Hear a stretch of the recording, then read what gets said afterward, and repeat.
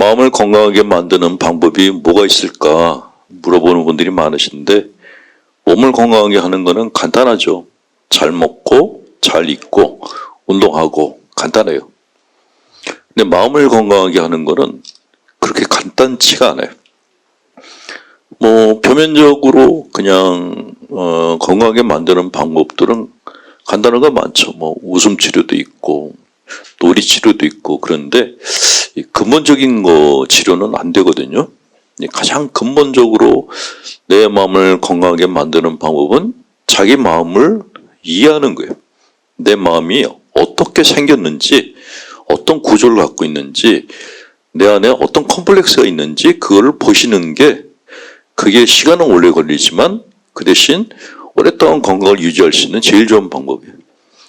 그러니까 심리학에서는 사람은 두 부류가 있다 그래요. 자기 문제를 보는 사람과 못 보는 사람. 그러니까 자기 문제를 보는 사람들은 남들 걸 볼 시간이 없어요. 자기 거 보느라고. 그래서 조용해요. 근데 자기 문제 안 보는 사람들은 항상 남들을 봐요. 그러니까 제가 문제고. 그래서 심리학에서는 자기 문제를 보는 사람들이 성숙한 사람이고 남의 문제를 보는 사람들이 미성숙하다라고 그렇게 개념 짓기도 합니다. 여러분들은 자기 문제를 보러 온 분들이고, 특히 우리가 갖고 있는 심리학 기제 중에 방어 기제라는 게 있는데, 이 방어 기제가 굉장히 중요해요. 내가 상처받지 않기 위해서 내가 만든 방어벽들이 있거든요. 방어하는 장치들이 있는데 그거를 이해하는 게 또 아주 중요합니다. 그래서 몇 가지 방어 기제에 대해서 설명을 드리고 있는 중이죠. 자, 방어 기제에 대해서 이렇게 심리학서에서는 이렇게 설명을 하고 있어요. 본능적 욕구와 초자의 욕구, 그리고 이들과 자아 사이에서의 충돌을 갈등이라고 한다. 그러니까 우리 마음 안에는 욕구를 채우고 싶은 그런 것들이 있어요. 나 이거 하고 싶어. 나 이거 먹고 싶어. 그런 욕구가 있는데, 또 다른 쪽에서는 그거 하지 마라고 하는 소리가 있어요. 우리 마음 안에서 발생하는 모든 갈등은 이 상반된 두 자아 사이 싸움을 벌이는 거예요. 예를 들어서 토요일날이야. 토요일날 어디 야외에 가가지고 그냥 바람이나 쐬고 놀았으면 좋겠다. 놀러 가자. 그러는데 마음 한쪽에서는 너 그렇게 맨날 놀았다가 언제 사업에 성공할래? 좀 공부 좀 해. 일 좀 해. 라고 얘기하는 그런 것이 있어요. 굉장히 어른스러운 생각과 굉장히 아이 같은 자아가 공존하고 있어요. 그래서 우리 삶은 처음부터 어려워요. 죽을 때까지 힘들어요. 가끔 일부 종교인들이 깨달음을 얻으면 편안해진다 그랬는데 김밥 옆구리 터지는 소리. 그런 얘기 한 놈 치고 정말 정상적으로 사는 놈을 한 놈도 못 봤어요. 정말 그렇게 산다. 그거는 옆에 사람들이 다 뒷받침해주기 때문에 그렇게 쇼를 하면서 살 수 있지.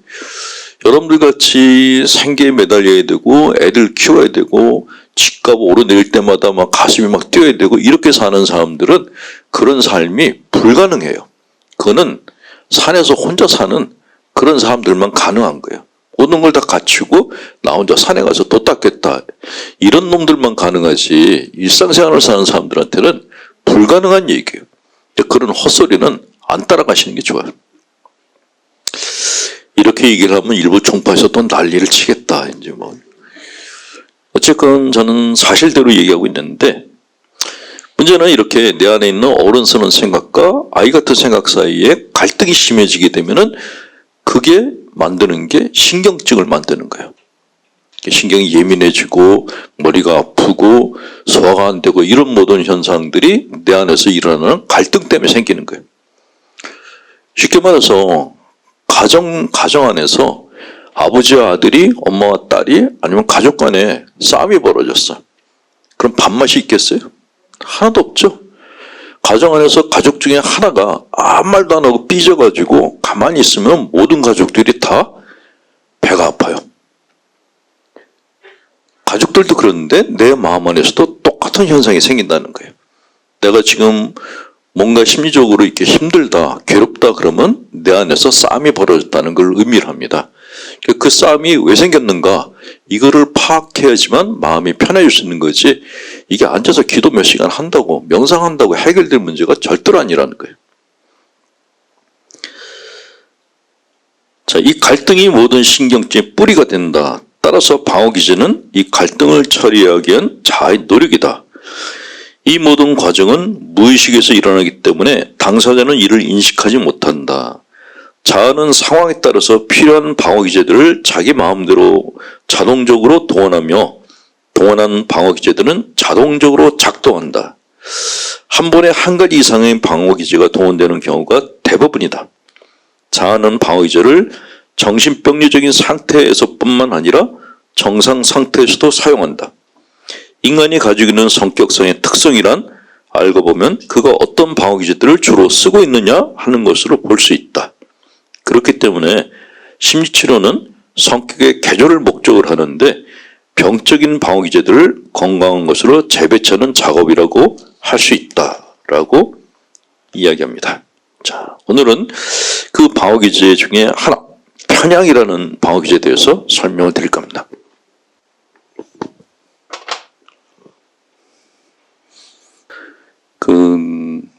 어떤 사람들하고 대화를 하는데 말을 굉장히 많이 해요. 장황하게 말을 하는데 무슨 말 하는지 모르겠어. 그런 사람들 만나본 적 있어요? 예. 제가 말은 굉장히 많이 하는데 뭘 말하는 거지? 그런 느낌을 주는 사람들이 편향이라는 방어기제를 써서 그런 거예요. 구체적으로 말하지 않고 항상 추상적으로 말을 해. 이것도 주로 이제 그 신앙을 가진 사람들이 많이 쓰는데, 어렵고 추상적인 어휘 구사를 많이 쓰는 사람들이 있어요. 얘기를 할 때 신학적인 용어를 써. 철학적인 용어를 써. 되게 유식한 것 같은데 얘가 왜 이걸 쓰지? 하는 의구심을 갖게 하는 사람들이 방어기제를 쓰고 있는 거예요. 강의를 듣는데, 강의나 강론을 듣는데, 여러분들 다 성당 다니시니까 본당시부님 강론할 때 나는 본당시부님 강의가 너무 흥미있어서 졸지 않고 다 듣는다. 우리 본당시부님은 사람을 졸게 하지 않고 내내 사람들을, 신자들이 재밌게 듣게 강론하신다. 그런 본당. 우리 본당시부님은 시작도 안 했는데 사람을 졸게 만든다. 나는 우리 본당 신부님이 강론 시작하기 전에 주보부터 본다. 주보가 강론보다 낫다. 예. 아직은 착한 신자들이 많군요. 예, 강론 때 조는 거는 신자분들의 문제가 아니라 강론하는 신부의 문제예요. 편향이라는 방어기제를 쓰면은 사람들이 들으면서 졸게 돼 있어요. 편향이란 정의는 이래요. 알아차림을 흐리게 하는 수단. 우리의 지각이나 감각을 둔감화시킨다. 이건 혼자 있을 때도 나타날 수 있지만 환경과 상호작용을 하는 상황, 특히 부담스러운 사람과의 대화관계 상황에서 많이 발생한다. 환경과의 접촉이 자신이 감당하기 힘든 심적 결과를 초래할 것이라 예상할 때 이런 것으로부터 압도당하지 않기 위해서 환경과의 접촉을 피해버리거나 자신의 감각을 둔화시켜버림으로써 다른 사람들 환경과의 접촉을 약화시킨다. 그 자신의 감각도 차단시킨다. 그래요. 대화를 하는데 상대방의 말을 귀담아 듣지 않아요. 그 자기가 말을 하는데 자기가 무슨 말을 하는지도 몰라. 나하고 굉장히 불편한 사람을 만났어요. 그때 어떤 대화를 하세요? 내가 아주 싫어하는 사람을 만나서 어쩔 수 없이 차를 마시고 얘기를 해야 돼. 그때 내 안에는 진심을 얘기를 하시나요? 못해요. 그럼 어떤 말을 하죠? 들으나 마나 말을 하게 돼요. 혹시라도 이 사람이 내 속을 알까봐 속을 철저하게 차단을 시키고 이 사람이 들어서 별로 이렇게 새겨듣지 않을 만한 그런 말들만 골랐어요. 그게 편향이란 방어기제를 써서 그런 거예요.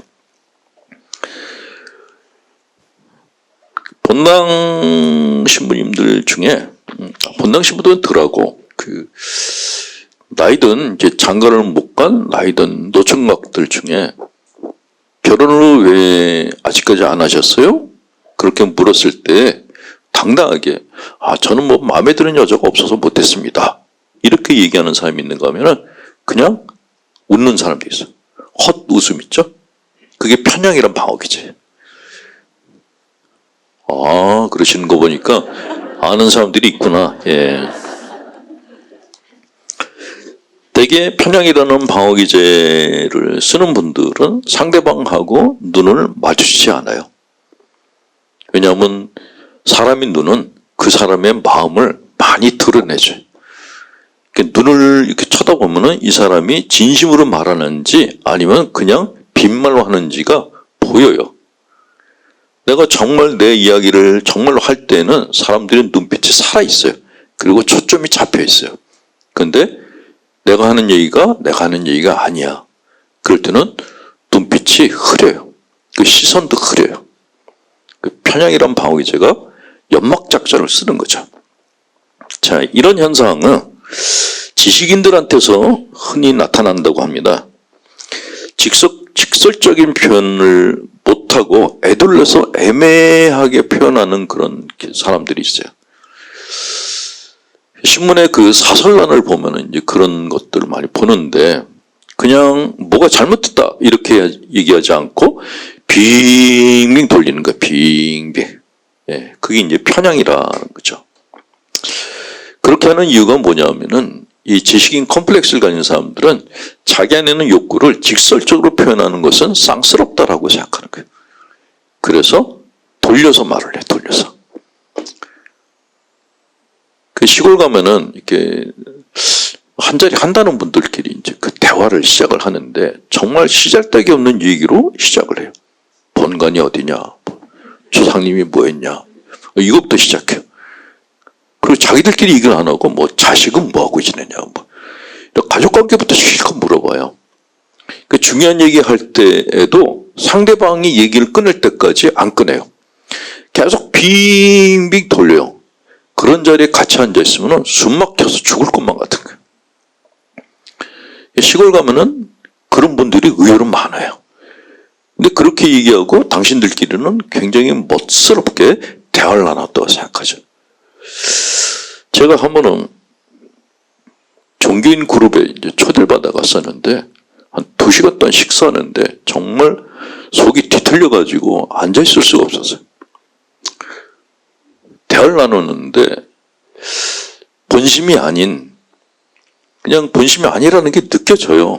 그냥 빙빙 돌리는 말을 하는데 가끔 이렇게 좀 꼬집는 말도 슬슬 나오고 뺑뺑 돌리는데 앉아있는데 밥을 먹기가 힘들더라고요.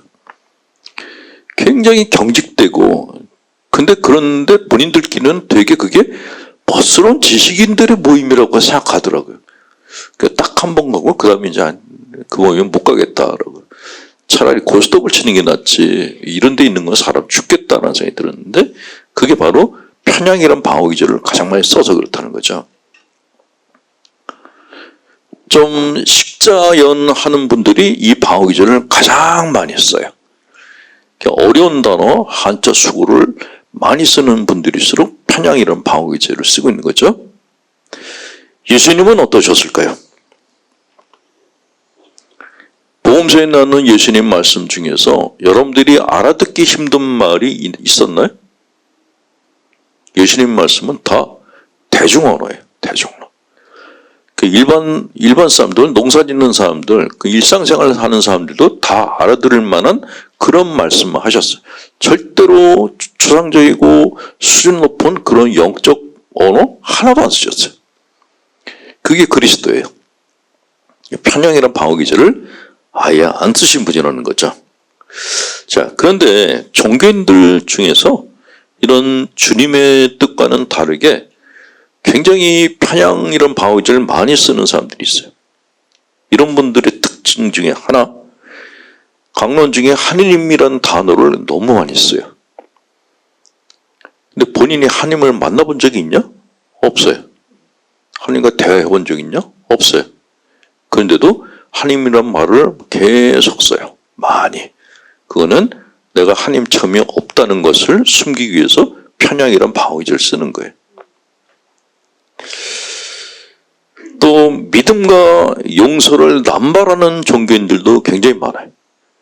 그것도 마찬가지로 편향이란 방어기제를 쓰는 거예요. 내가 하나님에 대해서 믿음이 없을 때 이거를 사람들이 알면 안 되니까 믿음을 강조해요. 내가 누군가를 미워서 용서를 못할 때 용서란 말을 계속해서 해서 나는 용서하는 사람이라는 이미지를 만들고자 해요. 그때 쓰는 게 편향이라는 방어기제라는 거죠. 전도서에 보면은 헛되고 헛되다라는 말이 번복해서 나와요. 그럼 어떤 때는 전도서 저자가 저 심리적으로 문제가 있지 않았나 하는 생각이 들어요. 구약성서에 나와 있는 글들이 다 주님이 주신 말씀이라고 생각하시면 오산이에요. 이 기도를 해서 주님으로부터 어떤 영감은 받았을지 몰라도 그걸 구체적으로 쓰는 거는 사람이 쓴 거예요. 그 사람이 갖고 있는 경험치가 거기 다 들어가 있다고요. 근데 그 글을 쓰는 사람들이 다 멘탈이 건강했냐? 그거는 또 다른 문제예요. 제가 구약성서 저자들의 글을 보면은 이 사람은 강박증 환자, 이 사람은 자기애적 환자 이런 것들이 보이는데 전도서를 쓴 사람은 우울증 환자 같다라는 생각이 들어요. 모든 게 다 헛되대. 네. 만약에 여러분들 딸이 시집을 갔는데 사위를 만났는데 사위가 앉아가지고 장모님 세상이 다 헛되요, 헛돼. 돈 버는 것도 헛되고 뭐 하는 것도 헛되고 헛되다지를 계속 한다면은 존경스럽겠어요. 아니 이 새끼를 갖다 이혼을 시켜야 되나 말아야 되나 그 생각이 들겠어요. 헛되다라는 말은 그렇게 함부로 쓰는 단어가 아닌데 너무 많이 남발하는 분들도 있어요. 세상 살다가 다 헛되니까 오로지 하나님만 믿고 살라라고 강조하는 종교인들이 사실은 편향이란 방어기제를 많이 쓰는 사람들이다. 그래서 이런 사람들은 자기가 모든 것을 다 초월한 것 같은 연출을 많이 해요. 초연한 것처럼. 주로 이제 사진을 찍어도 명상하는 사진, 성당에서 성취접의하는 사진을 주로 찍어서 신자들한테 많이 보여줘요. 놀다가 찍은 사진 절대로 안 보여줘요. 자기는 다른 사람들과 다른 그런 초월한 사람이다라는 이미지를 보여주고 싶어 하는데 그렇게 하는 사람들이 바로 편향이라는 방어제를 많이 쓰는 사람들이다. 자, 그러면 이 디플렉션을 왜 그렇게 쓰는가?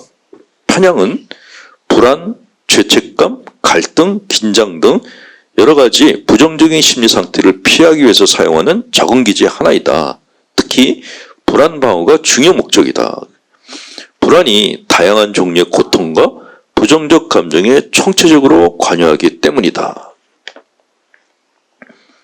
사람은 편향이라는 방어제를 사용함으로써 만일의 경우에 발생 가능한 위험과 좌절을 사전에 예방할 수 있고 현재 존재하는 고통을 덜 느낄 수 있다라고 얘기하고 있습니다. 네.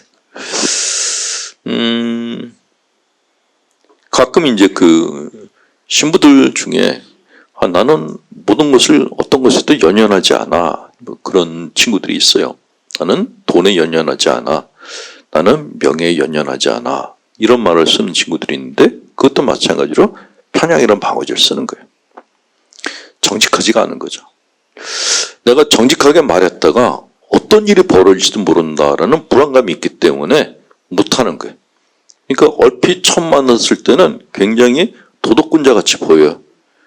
근데 같이 지내다 보면은 이 사람은 속을 모르겠어 라는 느낌을 받게 돼요. 그게 편향의 부작용이에요. 대화를 하는데 분명히 앞에 앉은 사람하고 대화를 하는데 이 사람이 나하고 지금 대화를 하고 있나? 라는 느낌을 받는다면 이 사람이 지금 문제가 있는 거예요. 여러분이 문제가 있는 게 아니고. 근데 이것이 종교인들이 가장 많이 했어요. 가장 많이. 강론 때. 예. 예를 들어서 성소자들 중에 특히 많은데 성소자들한테 왜 신부생활 하려고 그러니? 너는 이렇게 좋아하는 여자가 없니? 그럴 때 이제 성수자 애들 중에 편향을 많이 쓰는 애들은 그 뭐 여자다 뭐 쓸데없고 뭐 결혼해봐야 머리만 아프고 그냥 저는 혼자서 사제생활을 하고 싶어요 뭐 이렇게 얘기하는 애들이 다 편향이란 방어를 쓰는 거예요. 신학교에서 그 면접할 때도 물어봐요. 그런 욕구가 있는가 없는가. 저는 그런 거 하나도 없습니다. 그러면 잘라요. 있음에도 불구하고 내가 이걸 선택하겠다. 그러면 걔는 정상이라는 거죠. 근데 난 하나도 없다. 그건 불가능한 거거든요. 불가능해. 자, 이렇게 편향을 쓰는 사람들이 많이 쓰는 또 방어기제가, 편향과 같이 쓰는 방어기제가 억압이에요. 억압은 이미 전 시간에 얘기를 했는데 자기가 갖고 있는 모든 위험한 생각들을 다 묻어버리는 거예요. 위험한 욕구들, 본인이 위험하다고 생각하는 욕구나 생각, 감정을 다 묻어버리는 거예요. 근데 문제는 이 묻어버린 게 사람을 묻어서 죽인 것처럼 죽어버리면 괜찮은데 묻힌 채로 살아있어요. 언제든 튀어 올라오려고 그래요. 그러니까 걔네들이 못 올라오게 하려고 편향이라는 차단막을 쳐요. 그러니까 사람들하고 대화를 할 때 저쪽 사람이 내가 묻어버린 그걸 건드리려고 그러면은 전혀 반대되는 얘기를 할 수밖에 없는 거죠. 제가 아는 수도자에 그런 분이 있었는데, 본당 신부들 중에도 헌금이 나왔잖아요.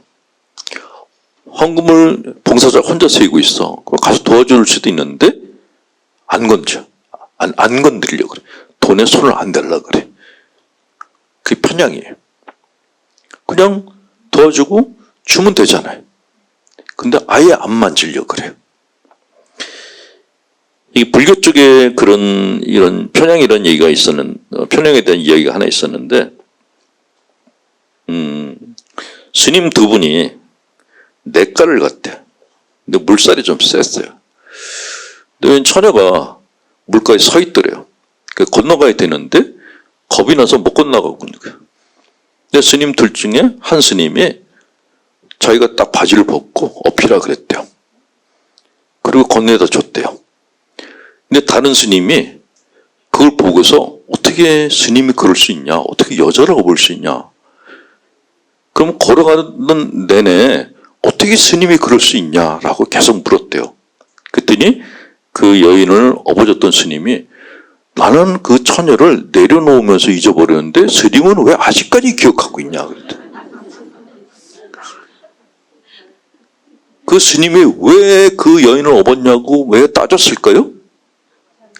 자기가 업었어야 되는데 놓친 거예요. 그러니까 우리가 가지고 있는 욕망은 수준 높지 않아요. 굉장히 유치해요. 굉장히 유치하고 미성숙한 욕구들이 거의 대부분이에요. 이쁜 여자가 그 물가에 서 있으면 지가 업으면 되는데 딱 안에서 스님이 이러면 안 되지 라는 소리가 들린 거예요. 그러니까 가까이 가지 않았는데 다른 놈이 가서 업었어. 안에서 화가 올라오는데 내가 화가 났다는 걸 보이면 안 돼. 그러면 차단을 하게 돼요. 그리고 다른 얘기를 해야 돼요. 스님이 스님이면서 어떻게 그런 행위를 할 수 있겠냐고 윤리적인 얘기를 하면서 나는 그런 사람이 아니다라는 것을 증명하고 싶어요. 그게 편향이라는 거죠. 편향을 쓰는 사람들이 다른 사람들한테 사기를 치는 건 아닌데 일단은 자기 기만, 타인 기만을 하는 것은 사실이에요. 정직하지가 않다라는 거죠.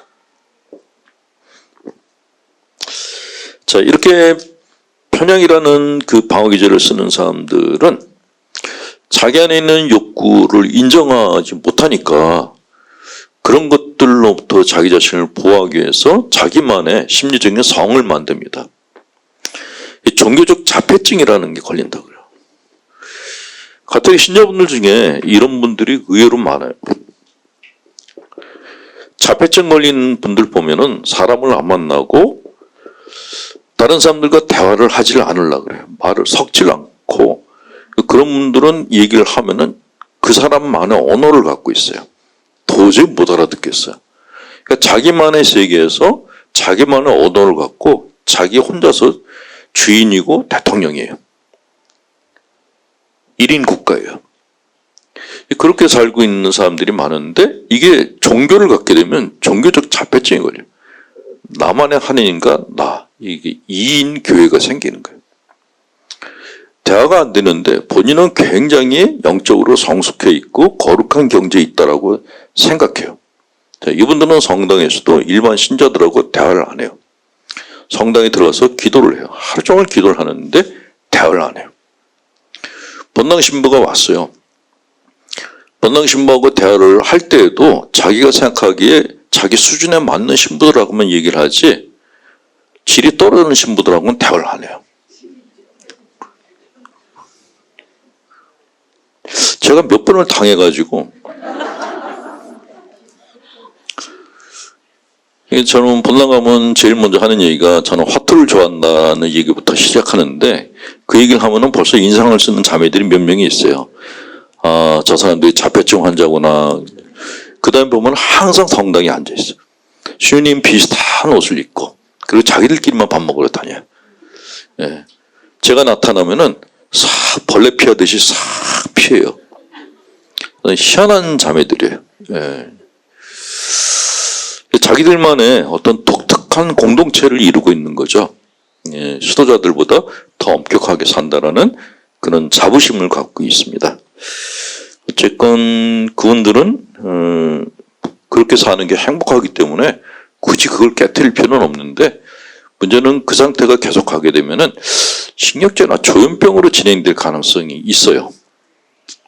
근데 본인은 그 상태에 갔다고 생각하지 않아요. 그러니까 그렇게 자폐증에 걸리면은 모든 게 다 차단되잖아요. 다른 사람과의 대화도 차단하고 일상과도 차단되면은 이 무의식이 답답하잖아요. 그러니까 많은 걸 보여주기 시작해요. 이 무의식이 갖고 있는 장난질치는 게 되게 많아요. 뭔가를 보여줘. 그래서 성모님도 보이고 예수님도 보이고 예수님 와서 내 손을 잡고 있는 것 같은 그런 착각 현상도 생겨요. 그러면 이분들은 영적으로 더 결합해요. 우리는 다른 세속적인 것들과 다른 사람들이다라는 선민의식을 가져요. 그러니까 종교적 자폐증을 가진 사람들의 가장 큰 문제가 이거예요. 선민의식. 우리는 하나님으로부터 특별히 선택된 사람들이다. 그러면 이 결합체는 웬만해서 안 깨져요. 더 문제는 이분들을 추종하는 추종자들이 생겨요. 그 나중에 결국 이제 일상생활도 안 되고 가정도 포기하고 하루 종일 성당에서 살고 그러니까 이제 경고를 하는데 경고도 안 듣고 나중에는 타락한 신부들하고는 같이 안 하겠다. 그래서 독립해서 나가는 경우가 가끔 있어요. 가톨릭 유사 종교 중에서 독립한 그런 종교들이 그래서 근래에 생겨나고 있어요. 얼핏 보면 진짜 수녀님들 같아. 예. 근데 감정 표현을 안 해요. 얼굴이 굳어 있고 좀 음산해요. 저도 나한테는 오지 말아라. 그냥 그대들을 좋아하는 신부한테 가라. 나한테 오지 말아라. 근데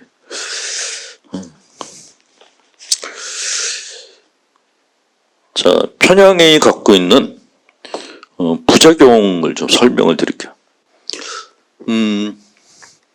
우리가 인생을 살면서 필요한 것들이 여러 가지가 있는데 그 중에 하나 중요한 게 있어요.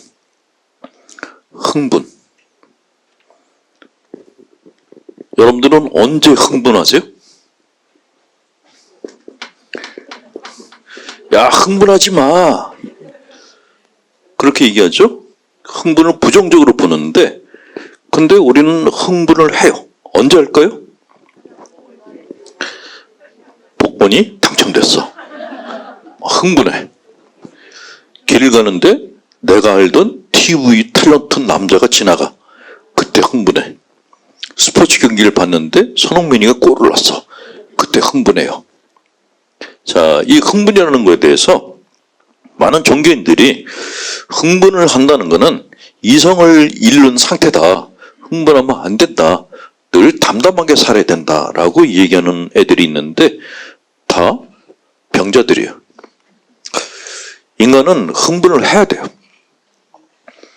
흥분을, 내가 좋은 것을 봤을 때 흥분을 해야지 몰입이란 걸 할 수가 있어요. 사람이 가장 행복한 상태가 언제냐? 칙센하이머라는 심리학자가 얘기를 했는데, 인간이 가장 행복할 때는 몰입했을 때래요. 예컨대 그림을 그리는 사람들이 밥도 안 먹고 하루 종일 그림 그리는 사람이 있어요. 배도 안 고프대. 그림 그리는 게 너무 좋아서. 그런 사람들은 정말 행복한 감정을 느껴요. 또 여러분들은 언제 몰입을 하세요? 막 내가 깊이 빠져들어갔어. TV 드라마 볼 때 그렇잖아요. TV 드라마에 특히 복잡한 드라마는 몰입을 안 하는데 간단한 삼각관계 같은 거, 그런 거에는 깊이 몰입을 해요. 왜냐하면 그 다음 게 내가 보여. 아, 전현이 분명히 저 남자를 떠나서 또 갈 거야 라고. 그걸 보면서 내가 굉장히 머리가 좋다고 생각을 해요. 그래서 몰입을 하는 거예요. 그걸 보면서 내가 우월감이 생기는 거야. 다 내가 조정할 수 있을 것 같고.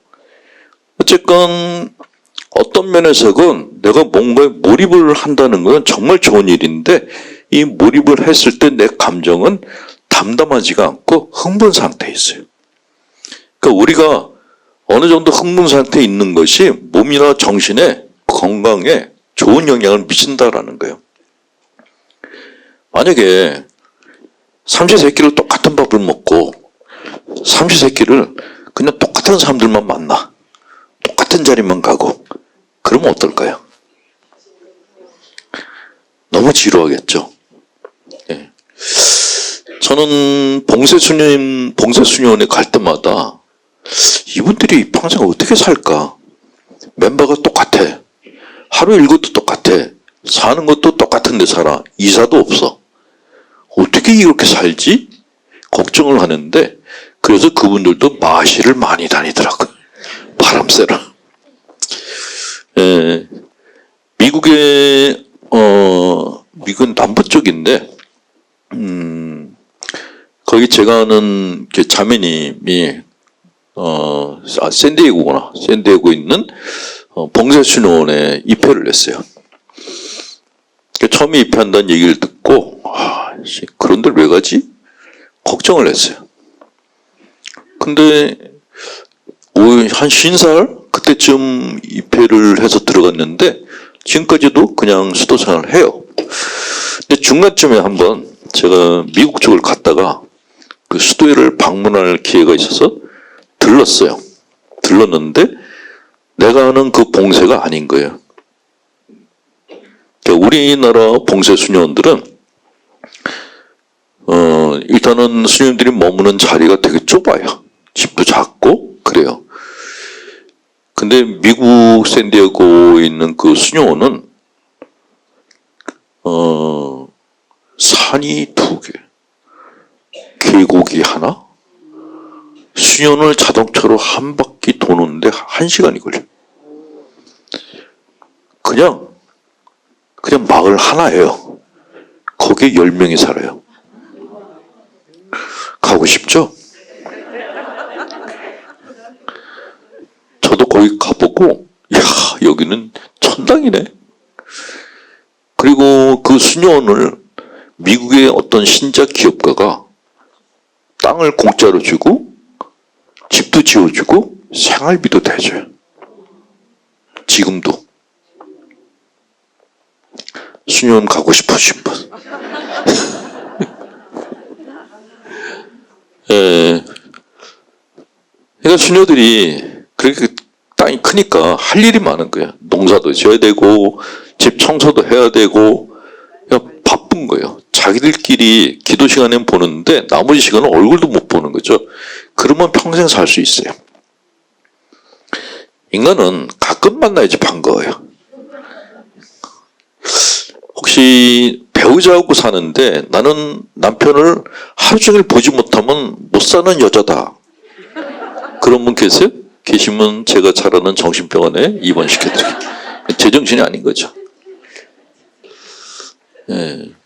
제가 요새 제일 많이 듣는 게 그 남편이 밉살 맞다라는 얘기를 제일 많이 들어요. 그 왜 그러시냐 그랬더니 남편이 은퇴를 하고 집에서 새끼밥을 다 찾는데요.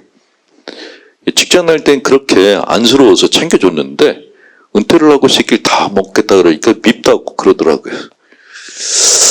그래서 그런 얘기 들을 때마다 저는 제 사제성소에 대해서 선택을 정말 잘했구나 그래요. 나이 먹어서 구박받는다는 게 참 그게 별로거든요. 그래서 어쨌건 흥분하지 않는 사람들은 편향이란 방어기제를 많이 쓰는 사람들이에요. 흥분을 해서 자기 안에 있는 게 밖으로 쏟아져 나올까봐 겁이 나는 거죠. 제가 이제 북한 그 뉴스를 이제 가끔 보는데, 북한 사람들은 참 묘한 게 있더라고요. 김정은이 나타나면 막 박수들을 치는데, 얼굴 표정이 없어. 편향이네? 그 생각이 제일 많이 들었어요. 북한 사람들이 제일 많이 쓰는 방어기제가 편향이더라고요. 심지어 그 젊은 김정은이 나타났을 때 여인들이 가서 막 뛰어. 가장 심한 편향인 거예요. 이건 반동 형성하고도 비슷한 원리인데, 내가 싫어하는 사람을 어쩔 수 없이 만나야 돼. 근데 이 사람한테 내가 싫어한다는 걸 감추고 싶어. 그때 열렬하게 환영을 하는 거예요.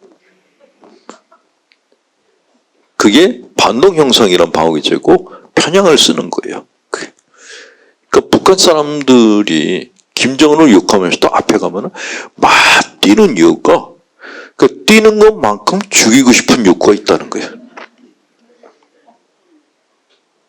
참 힘든 민족이구나 그런 생각. 우리는 북한에 비해서 굉장히 민주적이에요. 뭐 대통령 욕하는 걸 밥 먹다가도 대통령 욕하잖아요. 심지어 뭐 그 욕도 심하게 해요. 밥 먹다 말고 그 새끼가 뭐 정책을 못하다 그냥 얘기해요. 아무도 안 잡아가는데 북한은 그게 안 된다 그래요. 중국도 좀 어렵다 그러고요. 중국은 카톡으로 시진핑 안 좋은 얘기만 해도 공안이 바로 나타난대요. 그래서 거기 갔다 외국인들이 1년 이상 못 살고 다 도로 나오고 있다고 합니다. 완전히 코로나 기간 동안에 움직이는 동선을 다 앱으로 체크하게 했잖아요. 그리고 모든 계산도 다 스마트폰으로 해야 된대. 그 정부에서 다 하는 거예요. 다. 근데 카톡도 감시 안 돼요. 그러니까 중국은 완전히 감시 체제로 다 바뀌었어요. 그런 체제 하에서는 오래 살기 힘들어요. 네. 사람은 자유로울 때 내 안에 있는 감정이나 생각을 자유롭게 표현할 때가 가장 건강하고 행복해요. 근데 그게 차단되면은 그때부터 사람이 변하기 시작해요. 심리적으로, 기형적으로 되기 시작합니다. 안 좋은 거죠. 그러니까 저는 어떤 사회를 볼 때, 어떤 국가를 볼 때 그 국가의 건강 지수는 소득이 아니라고 생각해요. 소득이 아니고 그 국민들이 얼마나 자기 소리를 제대로 내고 사는가, 그게 제일 중요하다고 생각해요. 시위도 해야 되고 집회도 해야 되고 하고 싶은 말 다 하고 반대되는 의견끼리 싸우기도 하고 다 해야 돼요. 그 사회가 시끄러울수록 건강해요. 근데 뭔가 획일화돼 있어. 그리고 조용해. 이건 진짜 문제죠.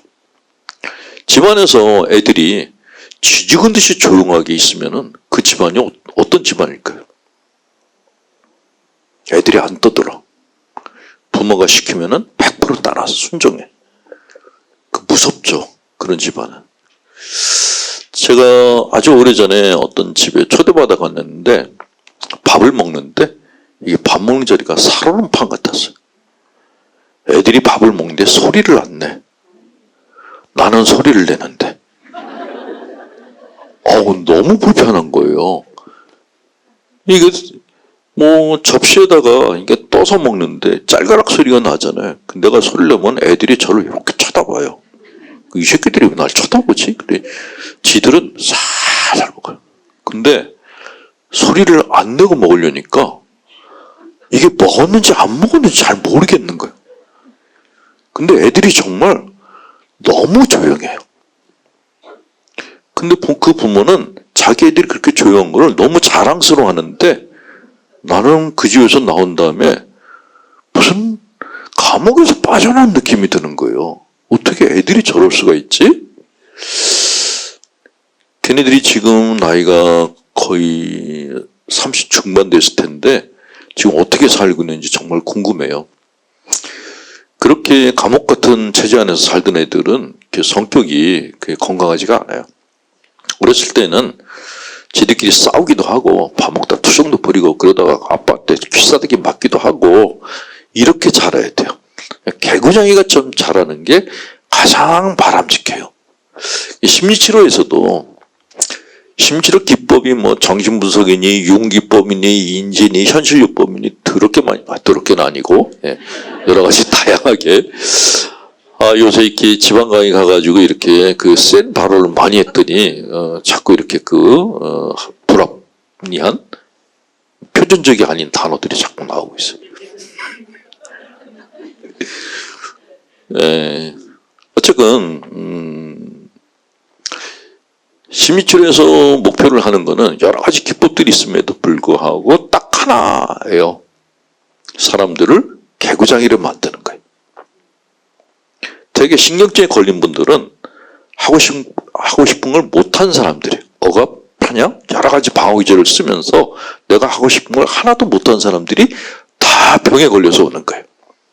그분들을 고치는 방법은 간단해요. 하고 싶은 거 다 하라고. 미운 놈 있다?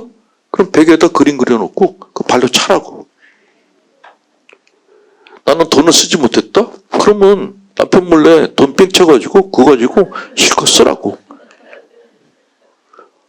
저는 명품 베개 사고 싶은데 돈이 없어요. 그러면 짝퉁이라도 사다가 쓰라고. 하지 말라가 아니라 하라고. 이게 심리치료 기법이에요. 아주 간단한 거예요.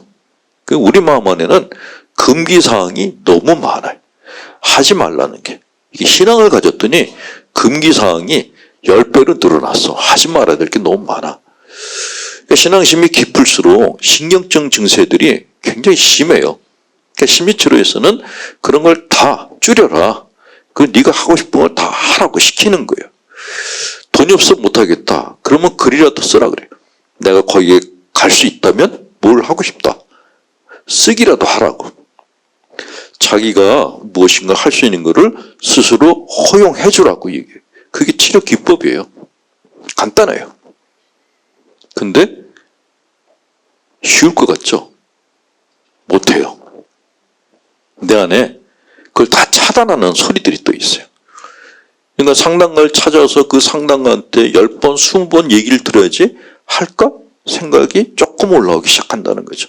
그래서 상담이 길어지는 거예요. 만날 때마다 새로운 얘기를 하는 게 아니라 똑같은 얘기를 하는 거예요. 그거 해도 된다고. 미워해도 된다고. 용서 안 해도 된다고. 화 안 해도 된다고. 이 얘기를 계속 얘기를 해주는 거예요. 그럼 처음에는 그래도 되나? 그러다가 어느 순간 한번 해볼까? 이런 생각까지 와요. 그래 한번 했어요. 그게 그때 치료가 종결되는 거예요. 물꼬가 터졌으니까 그때부터는 해도 되거든요. 자, 그리고 예를 들어서 이런 게 있어요. 남편이 왜 다른 남자를 생각했다고 고해성사 보는 분들이 있어요. 그래서 만나셨어요? 그랬더니 만난 건 아니고 생각을 했대요. 생각마저 못하면 어떻게 삽니까? 생각하는 것도 죄라고 본당신부님이 얘기를 했다는 거예요. 생각한다 그래서 그 양반하고 내가 만나서 썸씽이 생기는 거 아니니까 생각은 실컷 하라고. 근데 그래도 되냐고 계속 물어보는 거예요. 그래도 된다 그랬어요. 그런 고지식한 자매님들이 정말 많아요. 특히 우리 카톨릭 교회 안에 제일 많아요. 수녀도 아닌데 수녀 이상으로 살고 있는 자매들이 너무 많아요. 예. 남편분들도 마찬가지죠. 이렇게 어떻게 아내 얼굴만 보고 살 수가 있겠어요? 내가 좋아하는 여인들을 상상하며 사는 것도 그것도 내 머리를 식히는 방법 중에 하나인데 나는 오로지 우리 마누라만 생각하겠어 라고 하면은 자, 만약에 남편분들이 나밖에 몰라. 기분이 어떠세요? 남편은 나밖에 몰라. 편하세요? 불편하세요? 불편하죠? 남편이 나밖에 몰라. 5분마다 카톡으로 어디 있어? 뭐해? 누구랑 있어? 물어보면은 행복할까요? 불행할까요? 불행해요. 네. 그냥 남편은 남의 편처럼 사는 게 제일 좋아요. 옛날에 상담 사례 중에 그런 게 있었는데 어떤 결혼한 지 얼마 안 된 여자아이가 찾아와서 그러는 거예요. 자기 그 남편 때문에 너무 힘들어 죽겠대요. 뭐가 힘드냐 했더니 5분마다 카톡이 온대요. 뭐해? 누구랑 있어? 힘들대요. 그래서 내가 걔한테 내가 그래서 그놈하고 결혼하지 말라 그랬잖아. 그놈 스토커 같더라. 그랬더니 저를 째려보면서 그러는 거야. 뭔 소리 하냐고. 나는 3분마다 해주길 바랐는데 5분마다 해서 섭섭해서 그런 거라고. 그러길래 아, 스토커끼리 잘 만났구나 그랬어요. 예, 이게 궁합이 맞는다는 거는 우리가 생각하는 정상적인 인간과의 그런 만남은 극히 드물어요. 예, 병적인 결합이 상당히 많고 그냥 그 상태로 사는 거예요. 그 얘기하고 나는데 왜 이렇게 뒤가 찝찝하지? 이해해 주세요. 제가 정신의학을 공부하다 보니까 저도 이게 또라이가 돼가고 있는 그런, 예. 이렇게 모든 현실을 이렇게 바르게 보지 않고 이렇게 삐딱하게 보는 게 습관이 됐어요. 우리 애가 어때요? 아, 우리 애가 공부 잘하고 괜찮아요. 그러면 칭찬해 주면 되는데, 컴플렉스 있는 거 아니야? 얘가 혹시 착한 애 컴플렉스 아니야? 그렇게 보는 거예요. 그게 병이에요, 이것도. 예. 이게 분석 중독증이라고 그러더라고요. 직업병이죠, 직업병. 이게 이제 신앙에도 막 관련이 돼서 순교성은 어떤 분을 기리자 그러면 딴 사람들은 막 이러는데 저는 그 순교성인을 분석하기 시작하는 거예요. 성장 과정은 어땠고 행동은 어땠고 말은 어땠고 그럼 이게 성격장애 아니야? 이런 생각을 갖는 거죠. 자, 편향이라는 이 방법을 많이 쓰게 되면은 일단 본인이 사는 게 재미가 없어져요. 편향을 많이 쓰는 사람들이 흔히 쓰는 말이 뭐냐면 등산을 가자 그러면 내려올 걸 왜 올라가? 이게 편향을 쓰는 사람들이에요.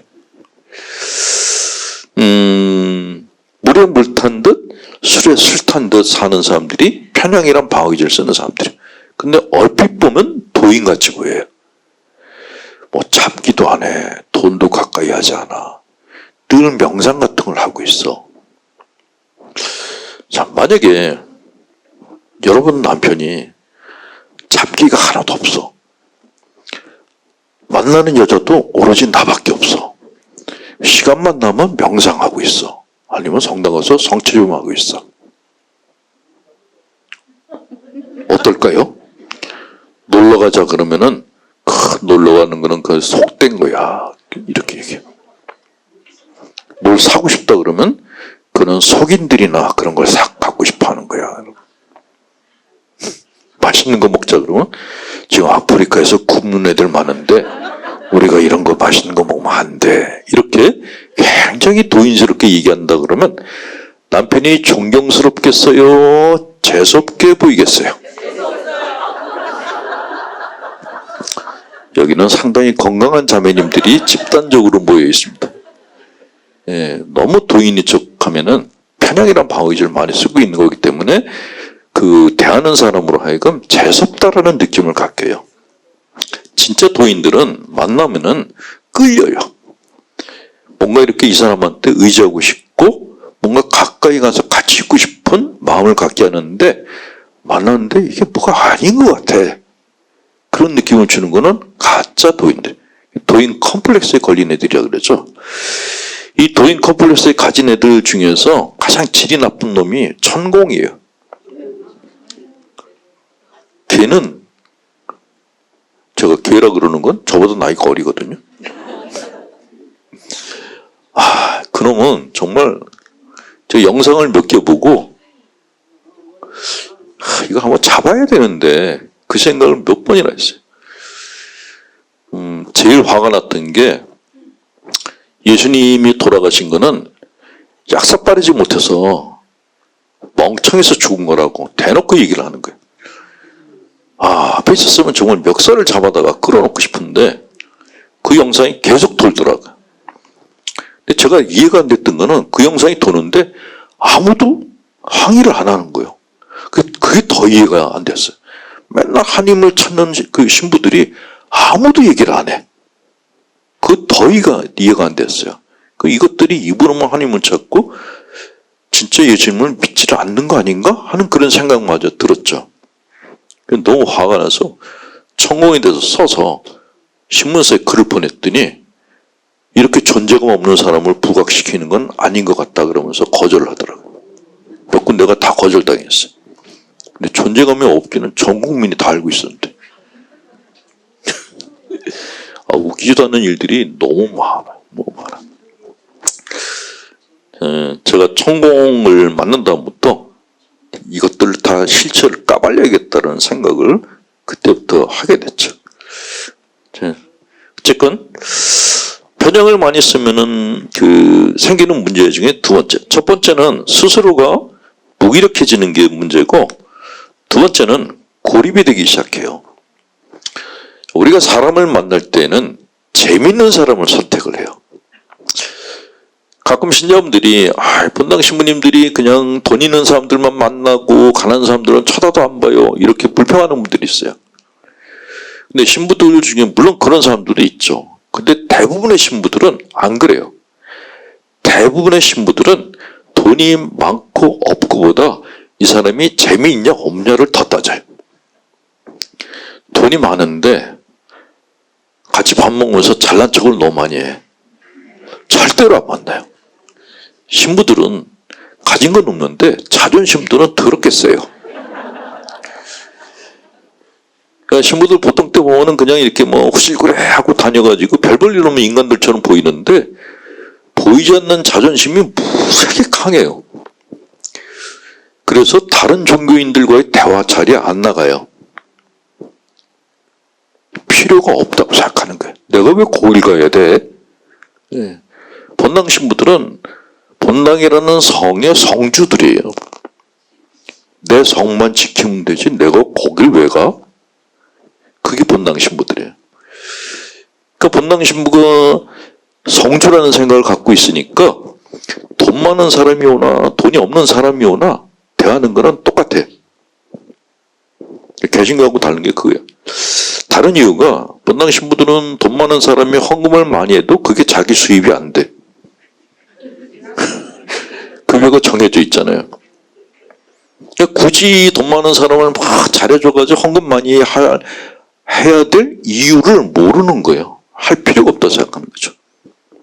그 대신 나를 즐겁게 해주는 사람들은 만나요. 그러니까 그게 돈이 있고 없고 상관없어요. 그냥 만났는데 재밌어. 그런 사람들만 만나요. 저는 화투를 치는 사람들만 만나요. 다른 거는 재미가 없고 그냥 고스톱 치는 사람들이 제일 재밌더라고요.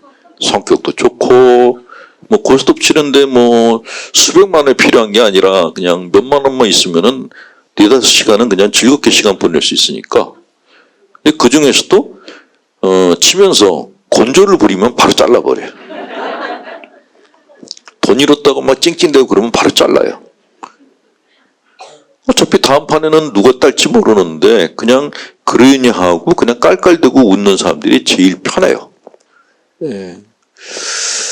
이거는 일반 사람들도 마찬가지일 거예요. 저는 이제 크루즈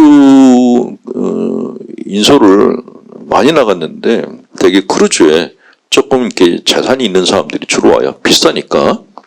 지금은 거의 1000만 원대 가까이 됐더라고요. 근데 정말 힘들어요. 와서 본인들은 모르는데 딴 사람들을 힘들게 만들더라고요. 그러니까 뭔가 더 대우를 받고 싶어 하는 거예요. 아주 짜증나는 거예요.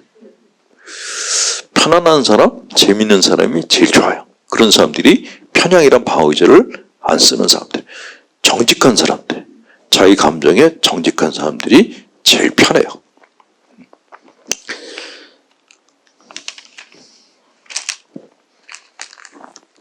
자, 편향이라는 방어제를 쓰는 사람들을 만났을 때 느낌이 어떠냐라고 설문지를 돌렸더니 벽 보고 얘기하는 것 같다라는 그 답이 제일 많았어요. 왜 사람을 만나서 대화하는데 벽하고 얘기하는 느낌이 들까? 그를 인격 무장이라고 얘기를 하는 단어가 있어요.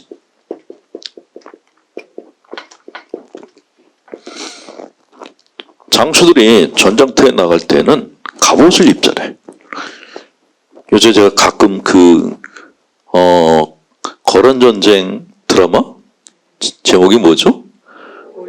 예, 그거를 얼핏 봤는데, 너무 재밌더라고요. 이게 옛날 일이 아니구나. 지금 얘기이기도 하구나, 라는 생각도 들었는데, 어쨌든 전쟁터에 나가는 사람들은 갑옷을 입고 나가요.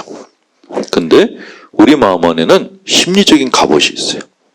그를 인격무장이라고 합니다. 이 철갑 같은 갑옷을 입고 있는 사람들은 대화를 할 때 벽이 느껴져요. 분명히 나하고 대화를 하고 있는데 거리감이 굉장히 느껴져요. 그게 바로 편향이라는 방어제를 심하게 쓰고 있을 때 그런 느낌을 받는다는 것이죠. 제가 아는 신학생 때 만났던 후배가, 신학생 때 같이 공부한 후배가 있었어요. 너무 귀엽고 재밌던 애였거든요. 근데 나이가 한참 들어서 제가 이제 걔가 있는 본당에 강의를 하게 됐어요. 만났는데 다른 사람이 된 거예요. 저보다 나이가 10살이야 그랬는데 다 뒤로 앉아가지고 오셨어요? 속으로 이 새끼 봐라. 그 이름을 불렀어요. 야, 너 오래간만이다 그랬더니 이러는 거예요. 그 얘가 왜 이러지? 본인이 이제 그만한 위치에 있다 이거죠. 그러니까 인격 무장을 했다라는 거예요. 그러니까 이 마음에다 철갑을 두르면은 그때부터 근엄해지기 시작해요. 예, 쓰는 말도 근엄한 말투를 쓰기 시작해요. 그런 근엄한 말투를 계속 쓰면은 사람들이 떨어져 나가기 시작해요. 사람이 다른 사람에 대해서 호감을 느낄 때는 언제냐면은 그 사람이 굉장히 수준 높은 말을 했을 때가 아니라 자기가 망가진 얘기를 했을 때 가장 호감이 가요. 예를 들어서 분당신부님이 본인 얘기를 하는데 만약에 이렇게 얘기했다 그러면 교우분들, 저는 주님께 가려면 아직 먼 사람이라서 그래서 하루에 10시간을 기도하고 그리고 그 기도하는 시간을 벌기 위해서 술도 안 먹고 담배도 안 피고 성당에서 하루 종일 기도합니다. 그 교우분들께서도 주님의 사랑을 받기 위해서 늘 거룩하고 영적인 말만 쓰십시오. 세속을 멀리하십시오. 라고 얘기했다면 그 본당 신부하고 어디 놀러 가자는 얘기를 할 수가 있을까요? 만약에 그 신부를 데리고 밥 먹으러 갔어. 밥 먹으러 갔는데 거기서 영적 독서를 하자 그래.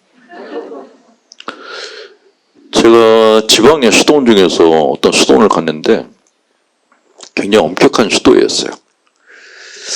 근데 수도원에서 처음부터 이제 침묵을 지키게 하더라고요. 그 뭐 침묵 지키는 건 당연하지.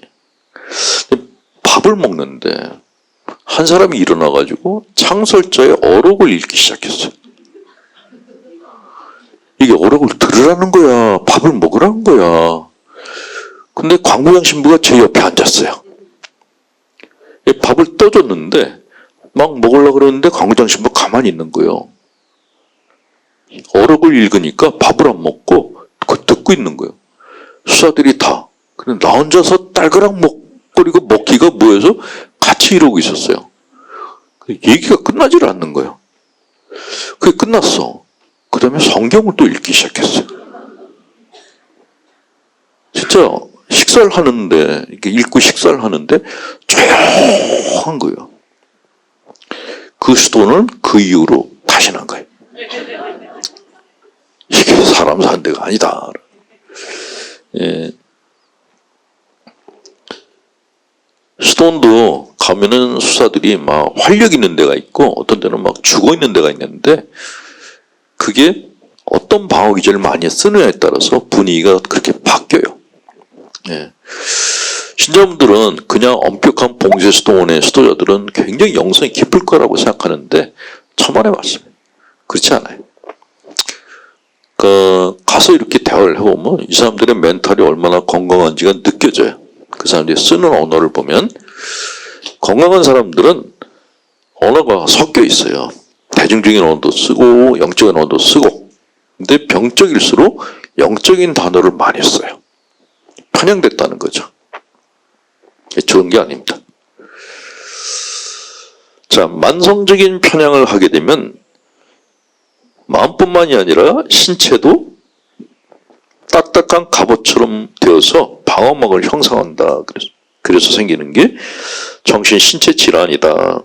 밖으로 향하려는 어떤 욕구를 강제로 억제를 하게 되면 신체적 긴장으로 바뀐다.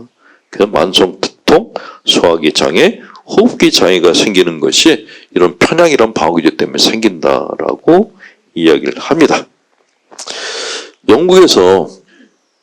영국에는 이제 계급사회잖아요. 왕족이 있고 귀족층이 있고 밑에 하류층이 있어요.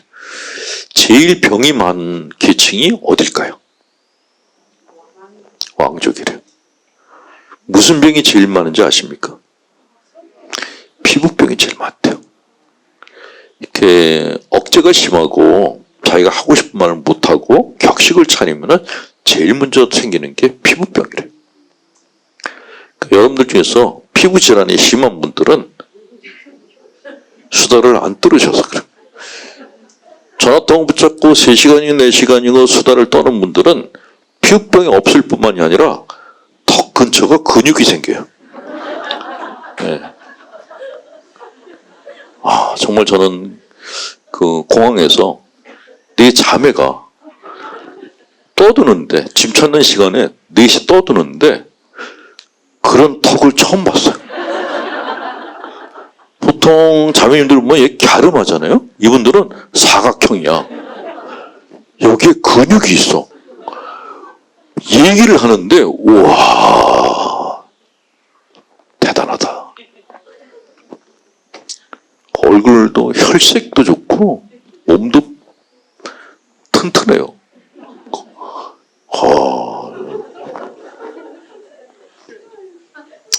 일단 여러분들이 잠을 못 자고 피부병이 자꾸 생기고 어디가 아프고 그런 분들은 억압을 많이 한 거예요. 편향이란 방어기를 많이 쓴 거니까 그거는 고치는 방법은 아주 간단해요. 그냥 나 혼자 있을 때 딱 사자성어로 써줄게.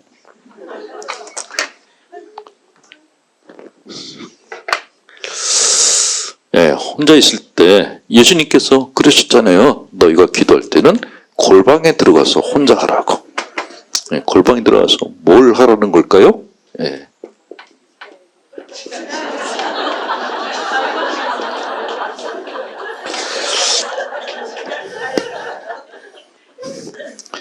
이걸 하셔야 돼요. 어떻게 어른이 돼서 이걸 할 수 있을까 생각할지 모르는데 여러분들은 이미 해본 기억이 있어요. 해본 적이 있어요. 언제? 어렸을 때 엄마한테 뭐 사달라 그랬는데 엄마가 안 사줬어. 그럼 애들이 어떻게 해요? 땅바닥에 누워가지고 막 지랄 발광하잖아요. 그거 기억 안 나세요?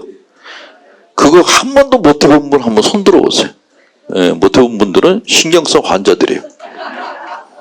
그걸 해야 되는 거예요. 그러니까 기도할 때에도 개신교는 통성기도 하잖아요. 그거 좀 부족해요. 그냥 예수님 십자가 앞에서 내가 막 지랄 발광하면서 때를 쓰는 거예요. 내가 너한테 갖다 바친 돈이 얼만데 이씨 성질나면 내려와봐 그러면서 남편한테 긁는 바가지에 딱 2분의 1만 하셔도 돼요. 그렇게 이걸 할 때는 체면 이런 거 생각하시면 안 돼. 그래서 사람이 돼서 하면 안 되고 골방에서 혼자 해야 돼. 예, 이거를 몇 번 하면 좋으냐? 그냥 하루에 한 번 30분 정도 하는 게 제일 좋대요. 이걸 해야지 몸과 마음의 근육이 풀린다는 거예요. 하고 난 다음에는 하루 종일 조신하게 지내도 괜찮아요. 망가지는 타임이라는 거죠. 망가지는 시간은 반드시 필요해요. 자, 이거를 못 가지면, 이런 시간을 못 가지면은 어떤 일이 생기는가 하면은 평소에는 멀쩡한데 술만 먹으면 주사 부리는 남자들이 있어요. 이걸 못해서 그런 거예요. 그러니까 내가 의식이 있을 때는 못하고 술을 먹고 자기 의식을 재운 다음에 질환 발광을 하는데 그걸 우리는 주사를 부린다고 얘기하는 거죠. 근데 술 먹고 주사를 안 부리게 하는 방법은 멀쩡할 때 주사를 부리게 하는 거예요. 그러면 그거 없어져요. 어쨌건 인생이란 살면서 쌓이는 게 너무 많아요. 계속 쌓고 또 쌓고 살잖아요. 누군가를 용서를 해야 된다는 생각을 가지면 쌓이는 게 더 많아지기 시작해요. 그러니까 윤리적으로 살수록 쌓이는 게 더 많아요. 근데 그 쌓인 거를 한 번은 풀어야 되거든요. 그걸 계속 쌓아놓고 살면은 그 쌓인 무게 때문에 내 자아가 붕괴가 될 가능성이 높아요. 그래서 한 번은 풀어야 돼요. 하루에 30분만 딱 투자하시면 돼요. 방법도 어렵지도 않아. 옛날에 했던 거 그냥 하시면 돼요. 다 기억을, 누우면은 몸이 다 기억을 해요. 옛날에 썼던 거 쓰게 돼요. 그리고 그런다 그래서 예수님이 네가 미쳤니? 이럴 분이 아니에요. 예, 그보다 더한 것도 겪었던 분이니까 그러려니 하고 보신단 말이죠.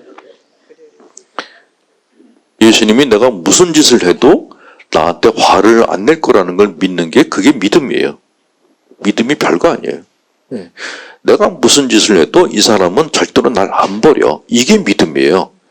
믿습니다. 이게 아니에요. 그거 아니고 그냥 내가 무슨 죄를 지어도 무슨 짓을 해도 딴 놈은 다 날 버려도 이 남자를 나를 안 버려. 이게 주님께 대한 믿음이에요. 그거 하나뿐이에요.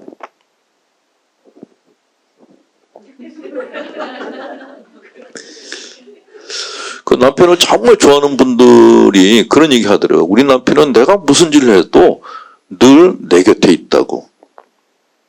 예수님이 그런 분이라고 믿는 게 그게 믿음이에요. 별거 아니에요.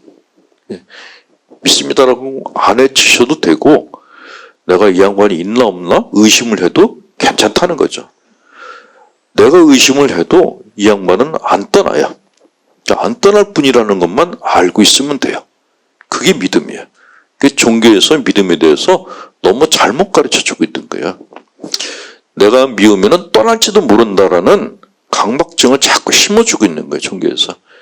근데 예수님은 그런 분이 아니에요. 항상 그 자리에 있는 사람. 내가 떠났다가 돌아와도 그 자리에 있는 사람. 복음서에 그런 얘기 있잖아요. 아버지가 집 나간 아들이 헤매고 돌아왔는데 아버지는 집을 그냥 지키고 있었잖아요. 그리고 아들이 무슨 짓을 했냐고 묻질 않아요. 그게 우리가 묻는 하나님이라는 거죠. 그게 믿음이거든요. 근데 교회에서 가르치는 하나님은 조금 다른 하나님인 거예요. 너 뭐 했어? 죄는 뭐 지었어? 지금부터 다 고백해봐. 이건 하나님이 아니라 그냥 수사관이죠. 수사관. 경찰이죠. 경찰 중에서도 수사하는 경찰이죠.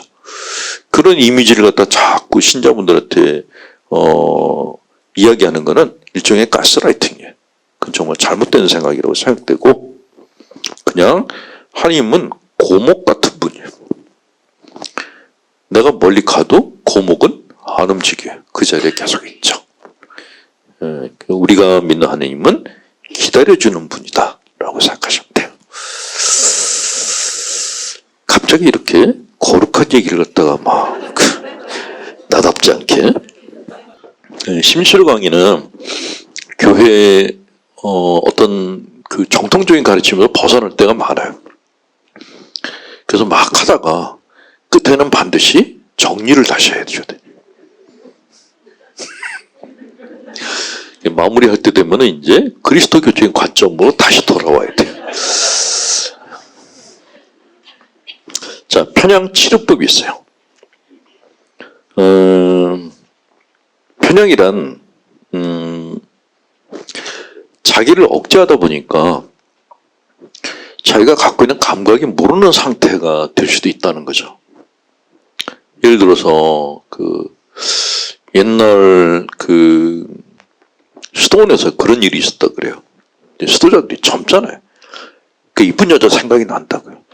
생각이 날 때마다 허벅지를 꼬집으라 그랬대요. 수도자들이 계속 허벅지를 꼬집은 거예요.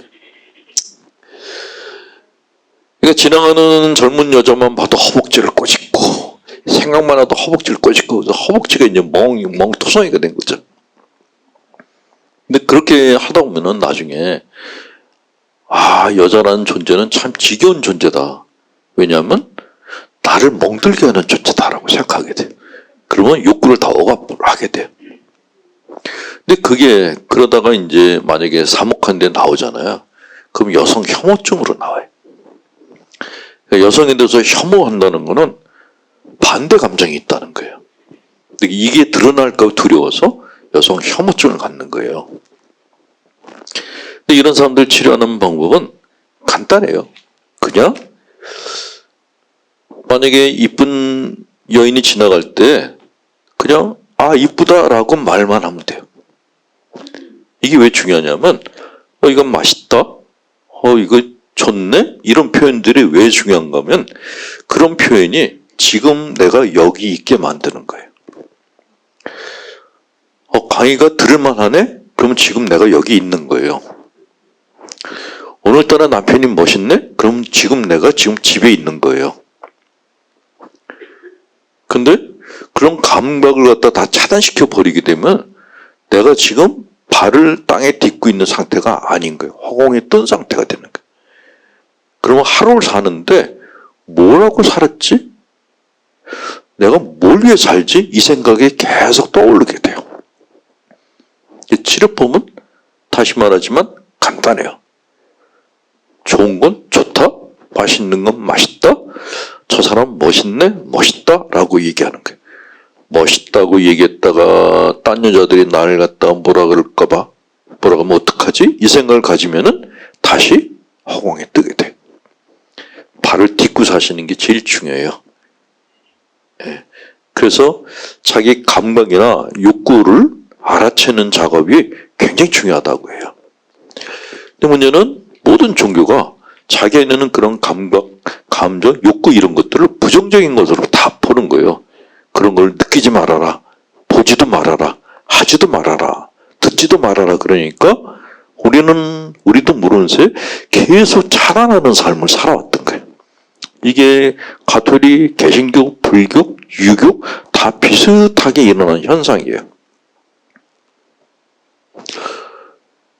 어차피 우리는 가진 돈이 별로 없고 내가 사는 기간도 짧기 때문에 평생 살면서 하고 싶은 걸 다 못하고 살아요.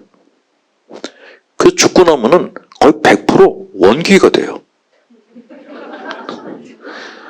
하고 싶은 게 너무 많아서 한이 맺혔잖아요. 그 한을 풀지 못하고 죽었으니까 원기가 되죠. 근데 내가 그래도 좀 심하지 않은 원기가 되는 방법은 해도 된다라고 얘기를 해주는 거, 그것만으로 된다는 거죠. 아까 제가 루이비통 짝퉁 얘기를 했는데 그 루이비통 가방을 샀다 그래서 내 한이 다 풀리는 건 아니거든요. 그리고 하나님이 인간을 창조하실 때 정말 잘 만드신 게 우리 뇌는 그 정품을 사다 주지 않아도 짝퉁을 사다 줘도 기뻐하는 그런 특징을 갖고 있어요. 그러니까 잘생긴 탤런트인 남자하고 결혼하지 않아도 걔 사진만 보여줘도 행복해하는 게 우리 뇌예요. 굉장히 인간을 저가로 살 수 있게 만들어주신 게 하느님이에요. 전부 행복하게 사는 사람들 보면 집에 가면은 전부 그림 무슨 기념품으로 도배가 돼 있어요. 다 싸구려요. 근데 그걸 보면서 뇌가 기쁨을 느끼는 거예요. 간단해요. 우리는 저렴하고 행복하게 살도록 설계된 존재들이에요. 그걸 생각을 하시면은 일단은 지금 사는 삶이 그렇게 불행한 건 아니구나 하는 생각을 가질 수 있어요. 나는 정말 돈이 너무너무 없어. 근데 돈이 없다 그래서 백화점에 가서 명품 가방도 보지 말라는 법이 어디 있어요? 아이쇼핑이라도 할 수 있잖아요. 그 아이쇼핑이 바로 나의 뇌를 달래주는 거예요. 가서 보면서 야, 내가 나중에 돈 벌면은 이거 그냥 한 추럭 사다 줄게 라고 얘기만 해도 뇌는 그때부터 기뻐해요. 애들한테 엄마들이 쓰는 방법이 있잖아요. 애들 데리고 좋은 거 보면서 엄마가 나중에 돈 벌면 이거 다 사줄게 그러면 애들이 다 좋아해요. 안에 있는 비싼 아이스크림은 못 사주지만 길거리는 싸구려 아이스크림 하나만 사줘도 애들은 다 좋아해요. 이게 우리 뇌예요. 이 뇌를 활용하시는 게 제일 좋은데 그러려면 편향이란 방어의지를 쓰지 마셔야 돼요. 이걸 해달라는 거를 다 해주세요. 저가로. 예. 일단은 앞에 보여주기만 해도 돼. 예.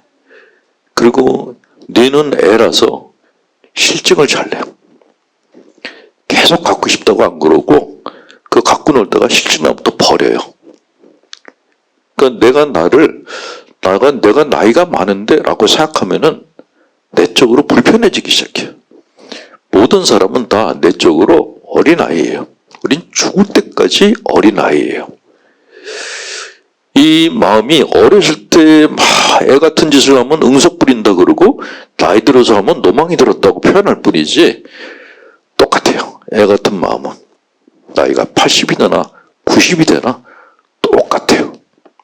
몸만 달라졌다 뿐이지 그 애를 나이가 아닌 그냥 애로 보고 달래주면서 사는 게 가장 편안하게 사는 방법이에요. 마지막으로 상담 사례 하나 알려드릴게요.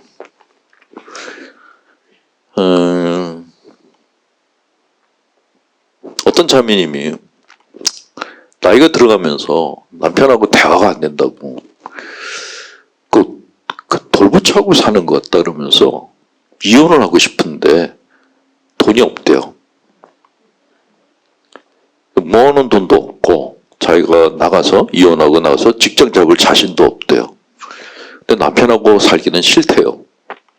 그럼 어떡하죠? 자, 우리는 선택을 할 때가 많아요. 이 선택은 항상 현실적인 기반을 바탕으로 선택을 해야 돼요. 자, 이 자매가 선택을 이혼을 하는 쪽으로 하는 게 좋을까요? 그냥 사는 쪽으로 하는 게 좋을까요? 딱 그 부분에서 그냥 사는 쪽을 선택을 할 수밖에 없어요. 그럼 그 다음에 두 번째 선택을 또 제안하는 거예요. 그러면 이 남편하고 사는데 어떻게 살 것인가? 남편만 바라보면서 불만을 갖고 살 건가? 아니면 자기 삶을 따로 만들며 살 건가? 선택하라고 하는 거예요. 그렇죠? 그러면 이혼하지 않고 남편 신경 안 쓰고 자기만의 삶을 살 수 있는 방법은 뭐겠어요? 그거는 자기가 제일 좋아하는 걸 하는 거예요. 남편 바라보지 않고 내가 좋아하는 거. 그 세상에서 가장 행복한 사람이 좋아하는 게 있는 사람, 그 좋아하는 걸 잘하는 사람, 잘하는 걸로 돈 버는 사람이래요. 이 세 가지를 갖고 있으면 가장 행복한 사람이래요. 그렇게 살면 돼요. 근데 좋아하는 것도 없고 잘하는 것도 없고 그런 경우는 어떡하죠? 그거는 제가 해결해 줄 게 아니라 본인이 해결해야 되는 거죠. 본인이 자기가 좋아하는 게 뭔지를 찾아야 되고 잘하는 게 뭔지를 찾아야 되는 거예요. 그것까지 답을 구하는 거는 그건 점쟁이들한테나 가서 물어보는 거지. 일단은 내가 갖고 있는 자원, 내가 잘하는 걸 찾고 내가 좋아하는 걸 찾게 되면 그 다음부터 시간을 그쪽으로, 에너지도 그쪽으로 다 쏟게 돼요. 그러면 어느 순간 남편이 안 보여요. 남편이 안 보이면서 남편 태도가 바뀌어요. 계속 바라만 보고 있으니까 남편이 부담스러워서 등 돌린 돌부처가 된 거예요. 근데 맨날 쳐다보던 마누라가 안 쳐다봐. 그러면 돌아섰던 돌부처도 다시 돌아서요. 이게 사람 마음이에요. 상담사에 오는 분들 대부분이 다른 사람 문제를 갖고 와요. 남편 때문에, 시어머니 때문에, 애들 때문에. 근데 자기 문제의 답을 남에게서 찾으려고 하는 거는 제일 바보 같은 짓이에요. 남들이 나를 행복하게 해줄 이유가 없어요. 혹시 여러분들 중에 남의 행복을 위해서 사는 분 있어요? 아무도 없어요. 우린 다 자기 행복을 위해서 살아요. 제가 왜 무료 강의를 할까요? 여러분들 행복하게 해주려고? 아니에요. 저는 이렇게 여러 사람 앞에서 떠드는 게 행복해요. 가수들이 자기 노래 들어주는 사람이 많아서 기뻐하는 것처럼 저도 제가 공부한 거를 얘기하면서 여러분들이 웃는 걸 보고 제가 느끼는 행복감이 있어요. 그것 때문에 자리를 마련하는 거예요. 일방적으로 내가 주는 거다. 그러면 이거 오래 못해요. 일단 내가 행복하니까 이 자리를 마련하는 거죠. 그럼 여러분들도 똑같은 거예요. 내가 나를 행복하게 해줄 수 있는 게 뭐가 있는가? 그것부터 찾으시는 게 좋은데 나를 행복하게 해줄 사람이 누구인가? 이거는 찾지 마시라는 거예요. 그런 사람은 없어요. 이 남자를 버리고 다른 남자를 찾았어. 이 남자가 날 행복하게 해줄 거야. 그놈이 그놈이에요. 똑같아요.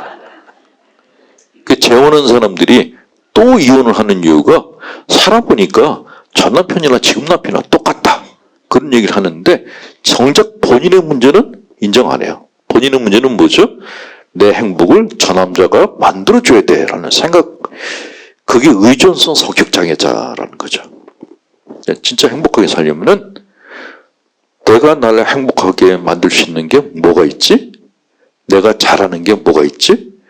내가 정말 좋아하는 게 뭐가 있지? 이걸 찾으셔야 돼요. 그리고 내가 좋아하는 걸로 다른 사람들을 기쁘게 해줄 수 있다면 그건 프로라고 불렀죠. 그때부터 전문가라고 부르고. 네. 예를 들어서 노래방 가서 나 혼자서 막 즐겁게 노래 불러. 옆방 사람들이 아이씨 왜 돼지가 와서 목청을 따고 있어? 그랬어. 근데 그러거나 말거나 나는 그냥 노래 부르는 게 행복해. 이거는 자기만의 행복이에요. 근데 내가 노래를 불렀는데 옆방 사람이 가수가 왔나? 그래요. 그러면 그때부터 프로가 되는 거예요. 근데 어쨌든 첫 시작은 노래방에서 자기를 즐겁게 하기 위한 노래를 시작하는 게 그게 시작이에요.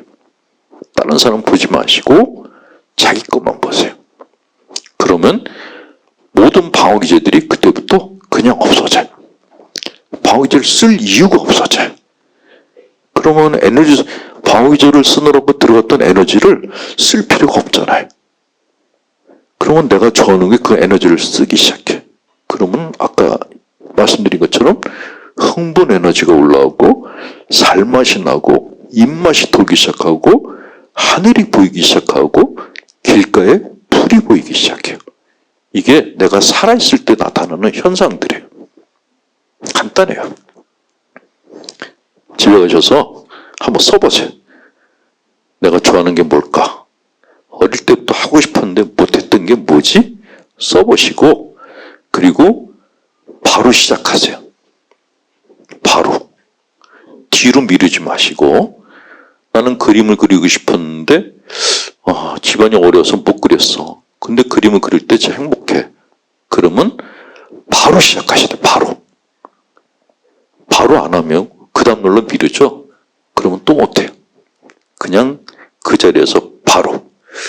네가 엄마인데 이거 할 시간이 있어. 네가 정신이 없구나. 이런 소리가 들려요. 그건 내 마음 안에 있는 계모라 그래요. 우리 마음 안에는 계모가 다 하나씩 있는데 그년 말을 들으면 안 돼요. 친모의 말을 들어야 돼. 네가 늦게라도 그림 그려서 난 정말 행복하다라는 친모의 말을 들어야 돼요. 예. 하고 싶은 거 일단 시작부터 하세요. 그게 내 행복의 시작이에요.